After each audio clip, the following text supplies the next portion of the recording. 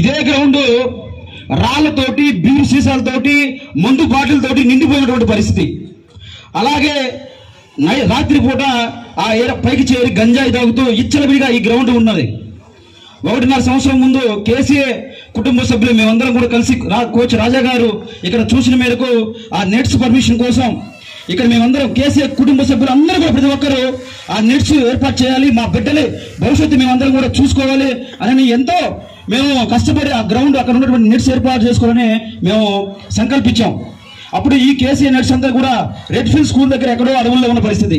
అక్కడ ఉన్నటువంటి నెట్స్ తీసుకొచ్చి ఈ మూల పెట్టాలని చెప్పి ఎంతో ఆలోచనతో ఇక్కడ ఉన్నటువంటి కేసీఏ కుటుంబ సభ్యులు ప్రతి ఒక్కరు కూడా ఎంతో కష్టపడి ఆ నిర్మాణం ప్రారంభించాం.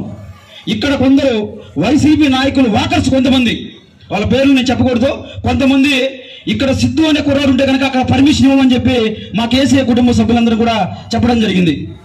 నేను ఒకటే మాట చెప్పాను ఆ రోజు, మళ్ళీ మా గవర్నమెంట్ వచ్చాకే ఇక్కడ అడుగు పెడతానని చెప్పాను. ఆ గవర్నమెంట్ వచ్చేటువంటి సంవత్సరాల పాటు ఇక్కడ అడుగు పెట్టలేదు.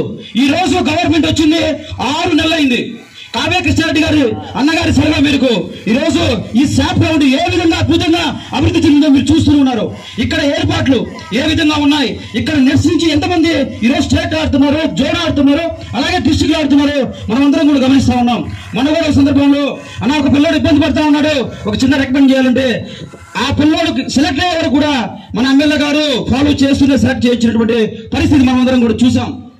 అలాగే ఇక్కడ ఎవరైతే అవమానపడ్డామో, ఇక్కడ ఎంతమంది పేరెంట్స్ అయితే అవమానపడ్డామో అదే పేరెంట్స్ కూడా గర్వంగా చెప్పుకునే విధంగా ఈ రోజు కేసీఆర్ నుంచి ఒక చిన్న సబ్ సెంటర్ నుంచి కొన్ని దాదాపుగా ఒక 4-5 ఈ రోజు స్టేట్ ఆడుతా ఉన్నారు, జోన్స్ ఆడుతా ఉన్నారు. ఒక చిన్న సబ్ సెంటర్ లో ఈ రోజు ఇంత మంది పిల్లలు వెళ్ళి ఆడుకుంటూ ఉన్నారు. అలాగే మన నెల్లూరు జిల్లాలో ఎక్కడ లేని విధంగా ఎన్డీసీలోనే ఇంతమంది 12 ప్లేయర్స్ ఎక్కడ లేరు. మొన్న 12 సెలక్షన్ జరిగితే జోన్కి ఇక్కడ నుంచి మన కేసీఆర్ నెట్స్ నుంచి 7 మంది ఒకే టీంలో సెలెక్ట్ అయ్యారు. ఈ రోజు వైజాగ్ లో కూడా అద్భుతంగా ఆడొచ్చారు. అటువంటి కోచింగ్ ఈ రోజు మన రాజా గారు మనకి ఇస్తున్నారు. మా పేరెంట్స్ కమిట్మెంట్ కూడా అంత అద్భుతంగా ఉంది. నేను అన్నని ఈ రోజు ఒకటే అడుగుతా ఉన్నాను, నేను ఏ రోజు కూడా నాకు కాంట్రాక్ట్ లేకుండా ఏదైనా ₹1 సంపాదించుకోవడానికి ఎప్పుడు నేను అడిగే వ్యక్తిని కూడా కాదు అన్న. నేను ఒకటే అడుగుతున్నాను, ఈ గ్రౌండ్ ని మీరు వచ్చాక 6 నెలల్లో ఎంతో మార్పు తీసుకొచ్చాం. అలాగే ఈ గ్రౌండ్ అభివృద్ధి చేయండి.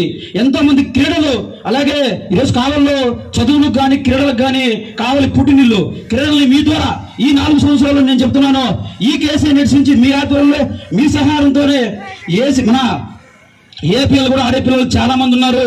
అది ఖచ్చితంగా మీరున్న రోజుల్లోనే జరుగుతుందని చెప్పి ఈ సందర్భంగా నేను తెలియజేస్తూ ఉన్నాను. చివరిగా ఒక మాట నేను